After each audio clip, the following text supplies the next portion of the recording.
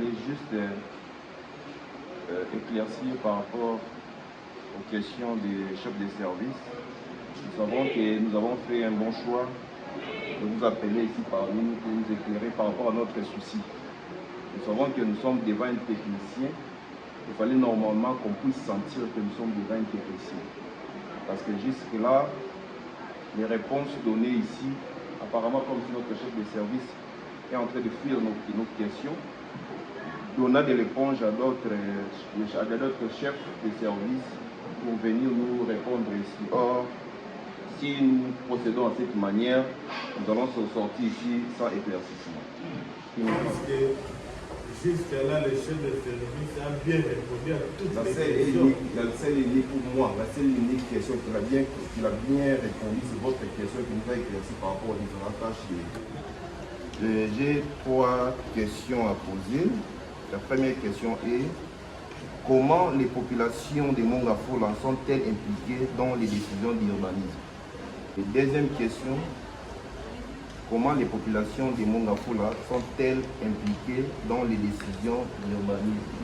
Quels sont les cas de conflits fréquents de Mongafula que vous recevez régulièrement? Troisième question, c'est par rapport à un effet qui continue jusqu'aujourd'hui. Je pense que c'est le mois passé qu'il y a une lettre qui a été introduite ici au niveau de la commune concernant la vente des parcelles au sein de l'érosion Kindel, dont une commission qui a été mise en place par l'exécutif où les chefs de service faisaient partie de cette commission-là. Je pense que vous étiez descendu sur terrain, voir ce qui a été dit dans la lettre, et vous l'avez confirmé.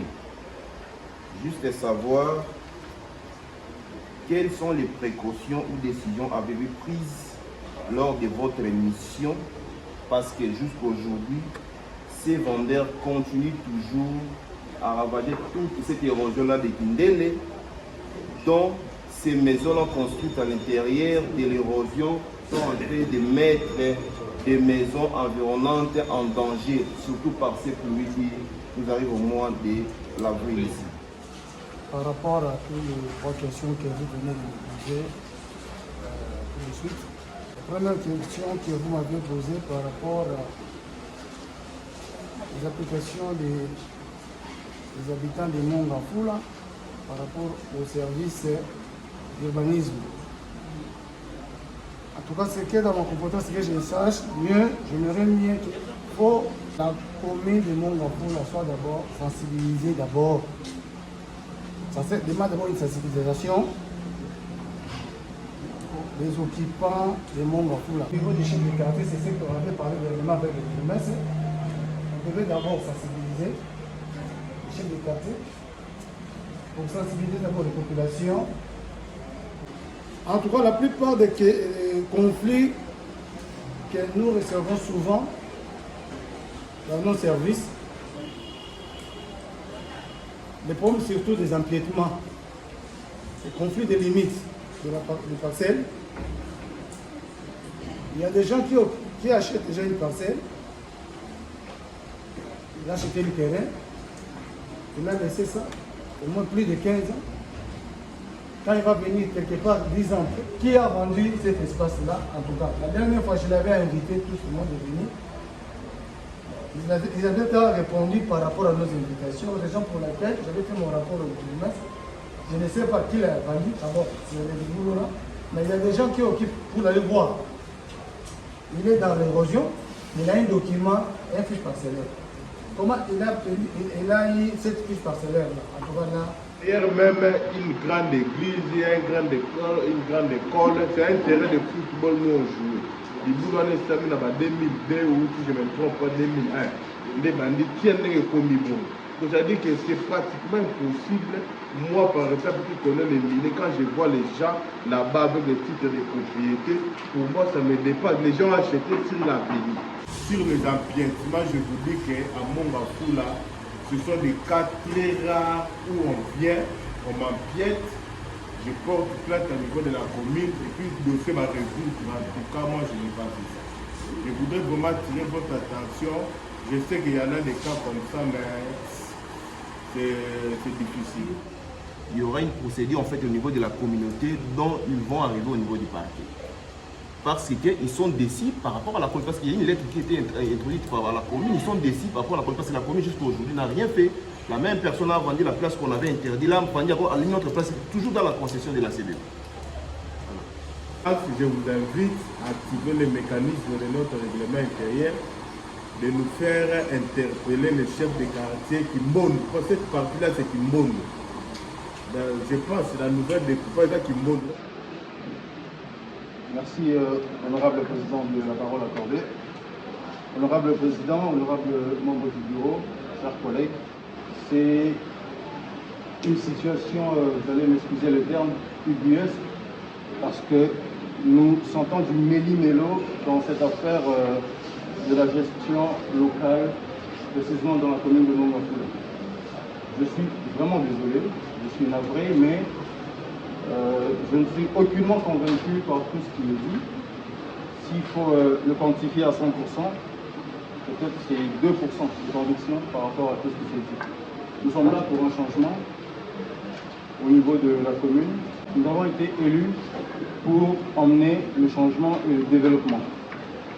C'est vrai, notre chef de service, qui est chef, peut-être devons minimiser le terme, il est chef de service au niveau de la commune.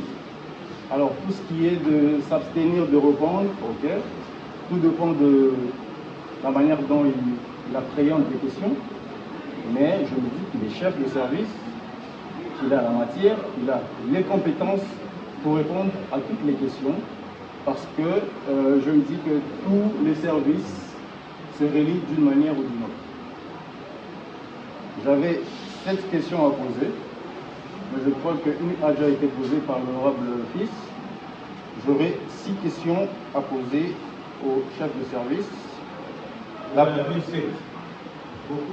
Pouvez-vous expliquer les grandes orientations du plan local d'urbanisme, précisément à Mongafula? Deuxième question. Quelles sont les zones non constructibles et leurs règles principales? Nous sommes toujours dans la commune de Mongafula parce que c'est elle qui nous préoccupe. La deuxième question? La deuxième? Oui, la deuxième. Je répète. Quelles sont les zones de Mongafula non constructibles et leurs règles principales? La troisième question.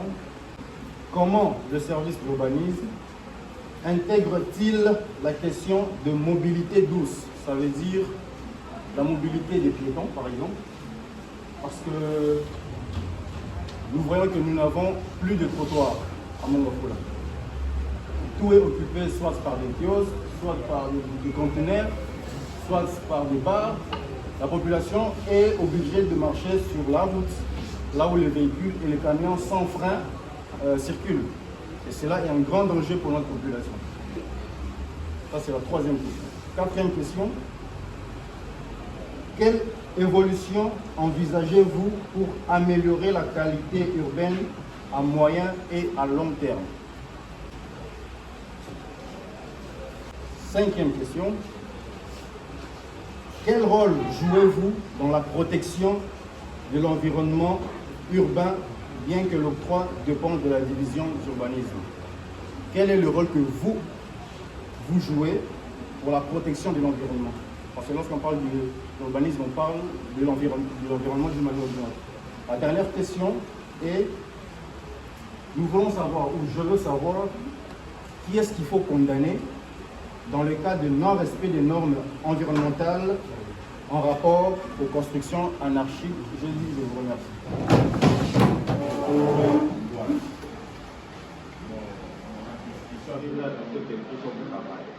Je voudrais que vous preniez ce dossier-là, vous tentez de vérifier qu'est-ce qu'il faut faire à votre niveau vraiment pour mettre fin à cette affaire. C'est très important. L'honorable Josephat. En tout cas, il faut supporter. Hein. Oui. Aujourd'hui, tous les honorables vont poser des questions. Il faut supporter. Les 6 questions que vous venez de me poser à peine. Alors, ce que je voulais simplement, d'abord, pour vos première information, Je suis ici à Mongafula, ça fait déjà presque une année que je suis ici.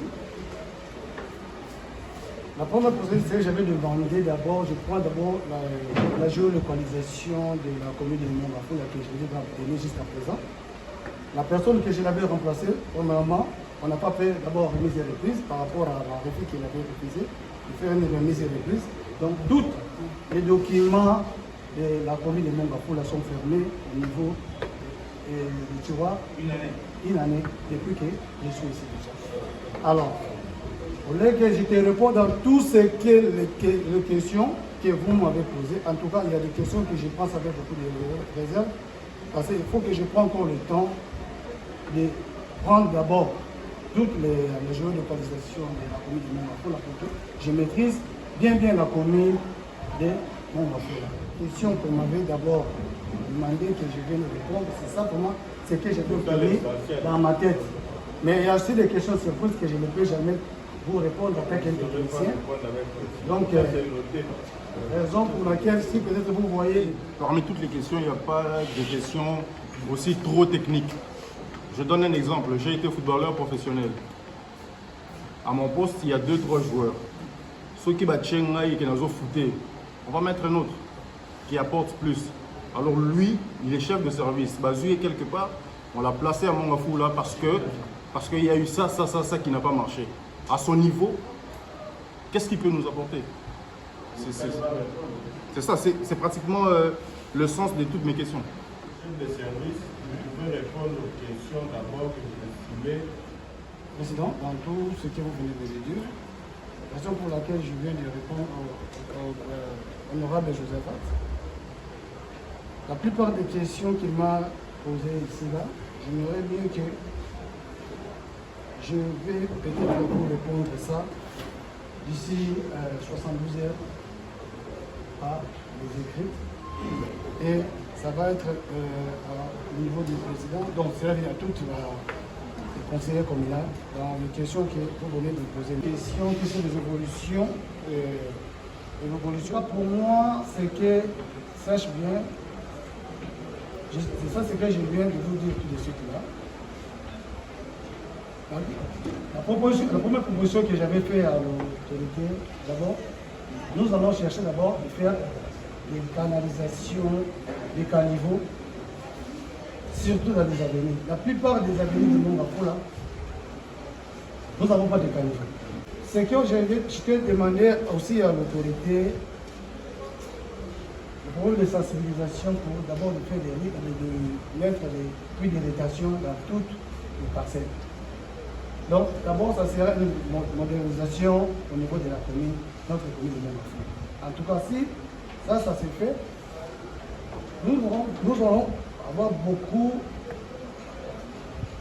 de problèmes d'érosion au niveau de la commune de Mongafula. Si nous avons des puits de irrigation au niveau de toutes les parcelles, et nous avons fait des caniveaux, en tout cas, ça va déjà donner un pas au niveau de la commune de Mongafula. Nous allons protéger par d'abord, quand peut-être vous êtes d'abord le premier occupant civil à venir, quelqu'un vient de solliciter pour mettre une kiosque devant votre parcelle, à 1 mètre de la parcelle de trouver. La première procédure, c'est qu'est-ce que nous allons faire? Je ne peux jamais octroyer les documents de l'occupation précaire devant la parcelle d'une personne à 1 mètre. Là, en tant que premier technicien, si quelqu'un veut solliciter que je vais prendre d'abord l'espace pour mettre une kiosque, quand je descends, je vois que l'espace que vous sollicitez, c'est presque à 1 mètre de la parcelle de tour. Je ne peux jamais vous donner l'autorisation. Parce que la personne, quelqu'un veut monter dans le kiosque pour escalader dans la parcelle de tour. Si peut-être vous voyez le kiosque à 1 mètre de la parcelle de tour, peut-être il y a une négociation entre les propriétaires et les occupants qui occupent devant sa parcelle. Donc, par rapport aux questions, je vais vous répondre à ça tranquillement. Merci. Merci. Encore. Merci. Vous pouvez reprendre votre place. Merci. Et nous invitons l'honorable Étienne.